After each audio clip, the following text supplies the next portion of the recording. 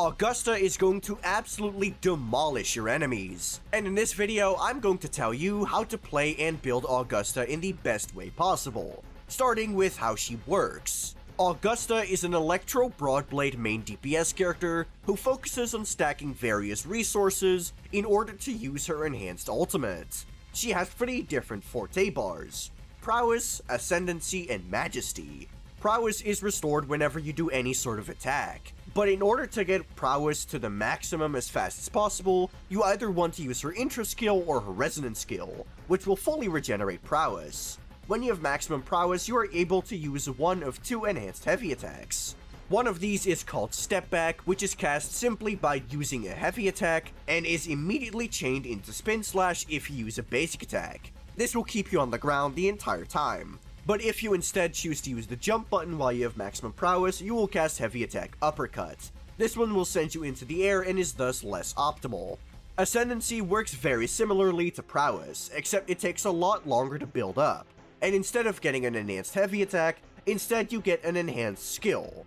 This enhanced skill has 3 separate stages: Strike, Leap, and Plunge, and after using Plunge, Augusta will gain 1 stack of Majesty. Speaking of which, Majesty is Augusta's final resource. Whenever you have 2 stacks of Majesty, Augusta becomes capable of using her enhanced Resonance Liberation. The first stack, as mentioned before, is obtained from using her Forte skills, and the second stack is obtained from using Augusta's Ultra skills enhancement. However, you are still capable of using your enhanced liberation without an Ultra skill, because one of Augusta's inherent skills will give you 1 point of Majesty whenever you enter battle.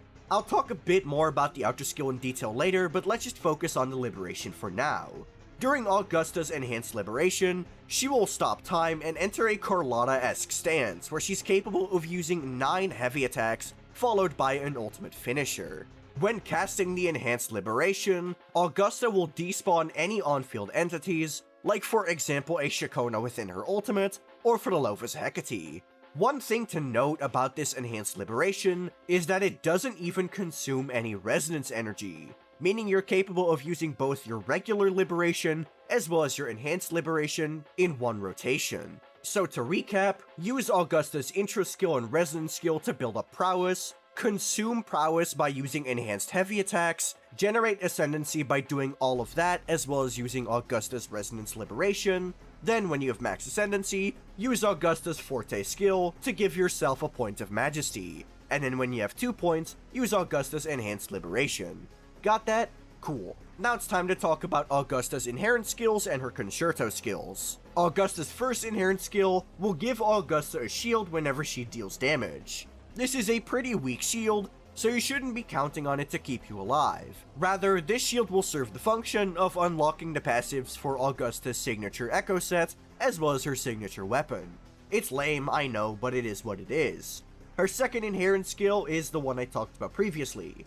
When Augusta is out of combat for over 4 seconds, she will gain 1 stack of Majesty, as well as gain a stack of Crown of Wills, which is an effect that is related to Augusta's Ultra skill.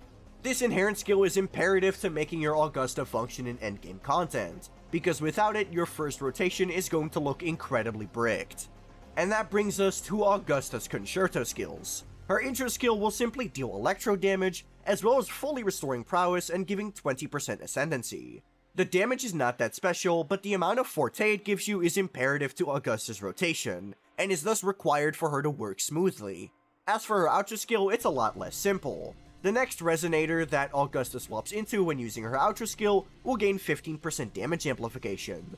This functions just like a Mortefi outro, where it will be cancelled on swap.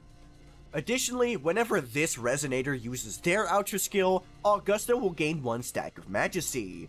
This effect is also cancelled whenever the character swaps out, which means that you are unable to swap out of your character once Augusta has used their Ultra skill on them, unless you use this character's Ultra skill first. This means that, for example, in a team with Mortefi and Shorekeeper, you are unable to swap out of Shorekeeper to do a couple of attacks on Mortefi. You are not able to quick swap between your supports this way. However, what you are able to do is use Shorekeeper's Ultra skill on Mortefi, and then you can just swap back into Shorekeeper to prepare some of her concerto. Now that I've discussed how Augusta works, it's time to talk about her rotation. It's a pretty simple one that you're usually not going to be deviating from. You start off with her intro skill, followed by heavy attack backstep and heavy attack spin slash. After this, you use her resonance skill, and repeat the backstep to spin slash combo, after which Augusta uses her regular resonance liberation. Once you've done this, you should have maximum ascendancy, and you should be capable of using Augusta's Forte skill. And after that, Augusta should be capable of using her enhanced resonance liberation, and will do so to end her rotation. And then finally, before you swap out, be sure to cast Augusta's Echo skill and swap cancel the Echo skill animation. One thing to note about Augusta's rotation is that if you're running a team setup like Mortefi and Shorekeeper, you are often going to run into the issue where your rotation is simply too short for cooldowns. In order to combat this, add 3 basic attacks, another backstep, and another spin slash to the end of your rotation before you use your Echo skill. This should allow you to loop the rotation much easier, but if you find this is unneeded for your cooldowns, don't do it. Now with all of that out of the way, it's time for me to talk about your level up priority for Augusta's Forte. The most important one is by far her Resonance Liberation, being almost half of her damage output. Not only is this about Augusta's Enhanced Liberation, but also her unenhanced one. So this is going to be a very large part of Augusta's damage and definitely her number one priority over anything else. Next up is Augusta's Forte Circuit. This is Augusta's enhanced skills and nothing else really, but her enhanced skills are a very large part of Augusta's damage profile, so this is your second priority. After this, level up your basic attacks. This has your enhanced heavy attacks in it, and while they aren't a super large part of Augusta's damage, they're large enough to be worth leveling. Then there's Augusta's skill. I think Augusta's skill is worth leveling, but not too highly, so you can leave it at something like level 6 if you're okay with that. And then for her intro skill, it's by far the lowest amount of her damage, so I wouldn't really level it much. And now it is time for Augusta's weapons. Starting with Thunder Flare Dominion, which is Augusta's signature weapon. It has the highest base attack of all weapons in the entire game, as well as giving 12% crit rate. On its passive, it gives 12% attack passively, as well as 20% heavy attack damage bonus after casting an intro skill. Additionally, after obtaining a shield, Augusta will be able to ignore a portion of the enemy's defense whenever she deals heavy attack damage, which stacks up to 5 times. This has perfect synergy with Augusta's rather backloaded kit, as well as the fact that, obviously, she gains shield through her first inherent skill, so this is obviously Augusta's best weapon. Next up, it's time to talk about Verdant Summit, being our other heavy attack focused broadblade. Its synergy with Augusta is not as perfect, due to it requiring both the use of an intro skill as well as a liberation to get fully stacked. The buff to heavy attack damage is very much worth using it over any other current 5-star broadblade, other than obviously Augusta's signature weapon. If you want to get more use out of this weapon, you should change your rotation to use Augusta's Resonance Liberation right after her skill, rather than waiting to do Spin Slash first. It is slightly slower, but for the sake of the weapon's passive, it is worth doing. There is also the Ages of Harvest, which is Jinchi's signature weapon. It's just a generic crit stick that gives damage bonus on the passive. However, it does give some skill damage bonus, which while it is not most of Augusta's damage, it is the second most, even if it's not that big of a part of her damage profile. It's definitely still better than any broadblade that isn't Verdant Summit or Thunder Flare Dominion. After that, we get Wildfire Mark, which is just a generic crit stick. Liberation damage is not at all featured in Augusta's kit, which means that this is not a good damage bonus for Augusta at all.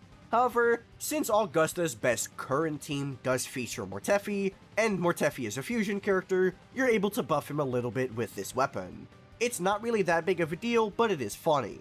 Then we get to the Lustrous Razor, which is obviously the standard weapon. Like I said before, liberation damage is not at all featured within Augusta's kit, so you're basically just looking at an attack stick here that saves you 1 ER roll. It is still going to be better than any 4-star broadblade, however. Speaking of which, it's time to get into the 4-stars. Both of the broadblades are going to be good for Augusta, since they both buff you whenever you do heavy attack damage, or whenever you cast a Resonance Liberation and will give you heavy attack damage. They both have very good passives for Augusta, and are only slightly worse than the standard banner 5-star, but they are still worse than the standard banner 5-star. Then there is Waning Redshift, Helios Cleaver, and finally Meditations on Mercy. These are your only 4-star options that don't require money. Waning Redshift is the best of these since it does allow you to save on an energy regen roll, followed by Helios Cleaver and Meditations on Mercy.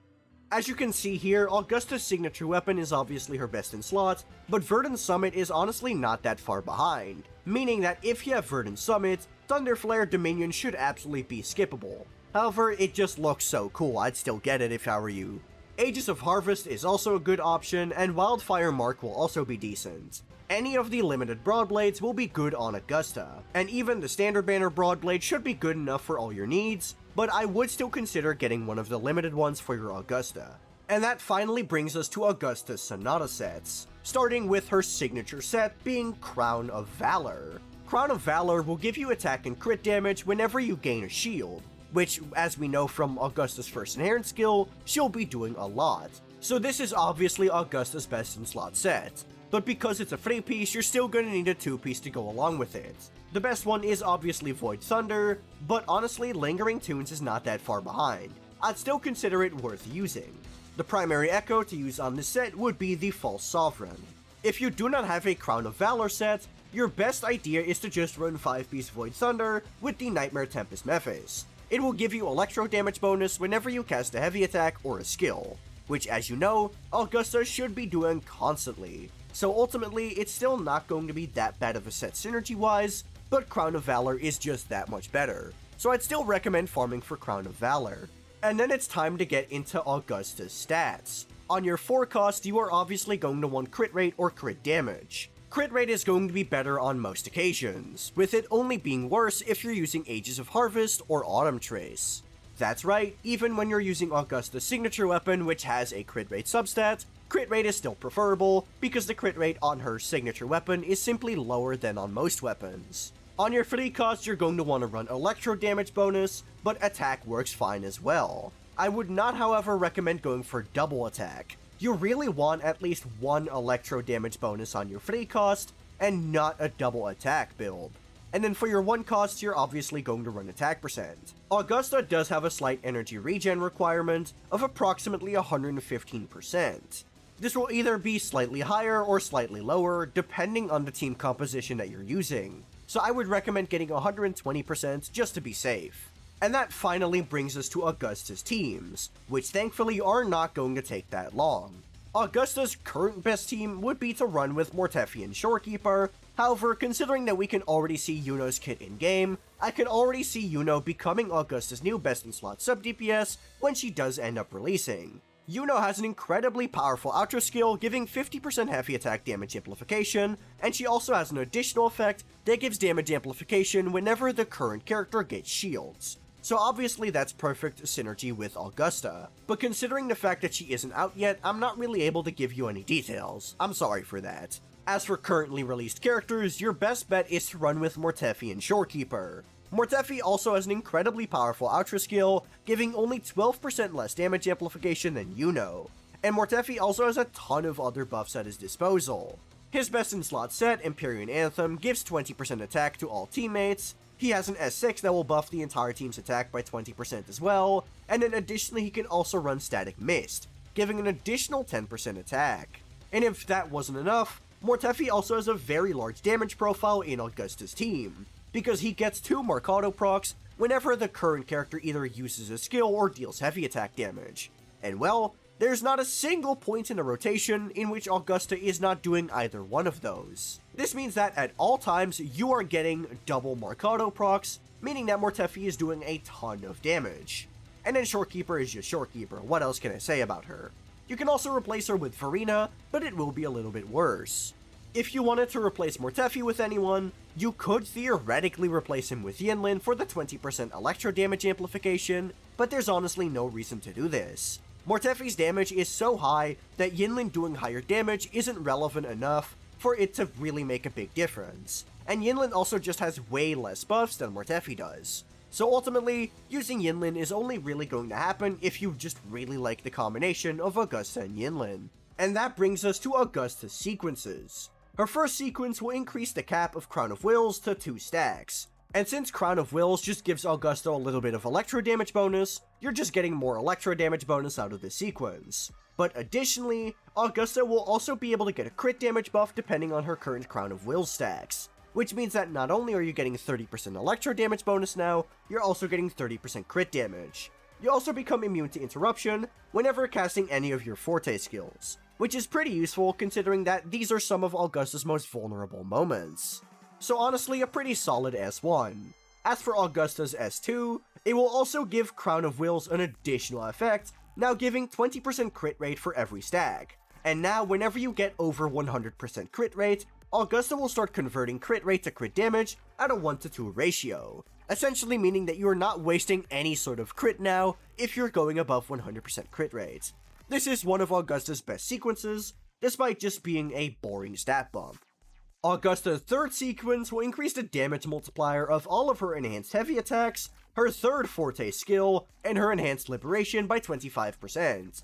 While I do prefer sequences that just make one ability one big nuke, this is way better than just giving them a bigger nuke, because it will actually allow you to do more damage in modes like Whimpering Wastes, where simply nuking one mob isn't going to be as relevant. So while it's not that big of a sequence, it is still pretty decent.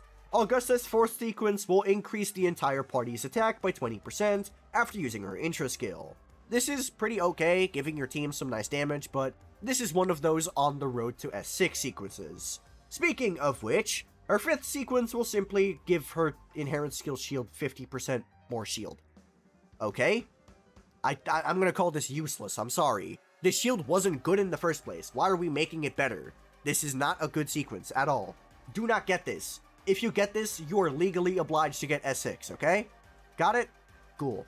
And that finally brings us to Augusta's sixth sequence. Crown of Wills is now maxed at 4 stacks, and whenever you cast one of Augusta's enhanced heavy attacks, she will gain a stack of Crown of Wills. And whenever you use one of her enhanced heavy attacks, Augusta will perform a Thundah Rage, which will do a tick of electro damage, which counts as heavy attack damage. It will also extend the cap of Augusta's crit rate to crit damage conversion, because, well, at this point you're getting 80% crit rate for free just from your S2. So yeah, she really needed this cap extended. The S6's power comes not so much in the power of the S6 itself, but rather the fact that Augusta's first sequence, second sequence, and outro skill are now even stronger than before. Because remember, at base, Crown of Wills will only give 15% electro damage bonus, but at S6, you're getting 60% electro damage bonus, 80% crit rate, and 60% crit damage. And that's where the real power of this sequence comes from, simply making previous sequences stronger.